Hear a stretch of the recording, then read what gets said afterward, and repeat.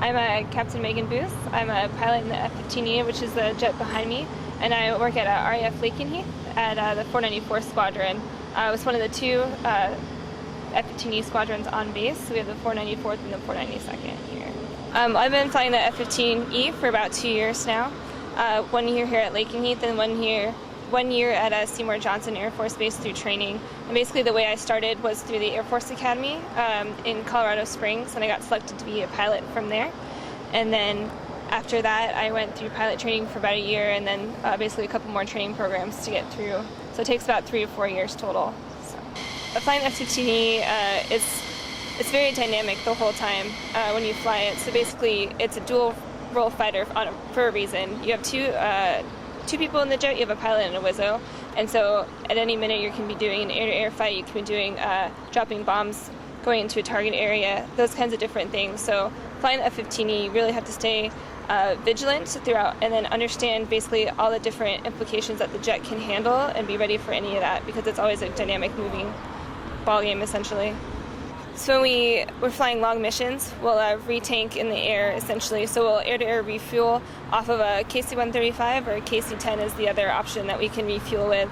And usually you'll do as a 4-ship. You'll each come to 2 ships on each side of the jet, and then you'll rotate through and basically in formation at that point. And you can do it all weather, you can do it day or night. So it's definitely challenging to say the least. And it's a good experience, and it's very nice to have another person in the jet with a wizzo because they're also helping you, making sure you're in position.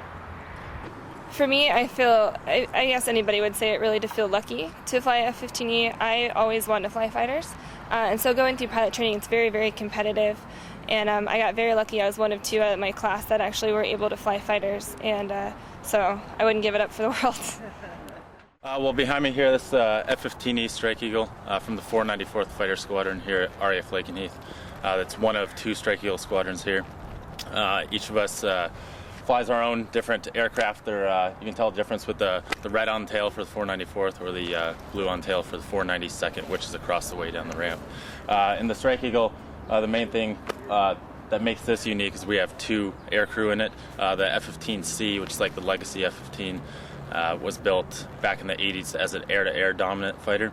It has 1 seat, 1 pilot for it, but we have they took that same airframe and built on it, basically beefed up the wings, added bomb racks, added more fuel tanks, and added a second cockpit so that we could do more of an air-to-ground roll. So we can still do the air-to-air stuff that F-15C does, but we can also do all the air-to-ground stuff now. And since we have so much different stuff on jet, you can see all the different pods on the jet, our targeting pod and terrain following pod, our radar, and all our different weapons. We have different bomb racks, missile racks that carry a lot of stuff. There's a lot more on this jet than there is on a lot of other fighters, so they had to add the second crew position, which is why you see the 2 seats back up there. And the pilot in the front mainly does, well, obviously pilots the aircraft and does most of the air-to-air stuff when we're flying around.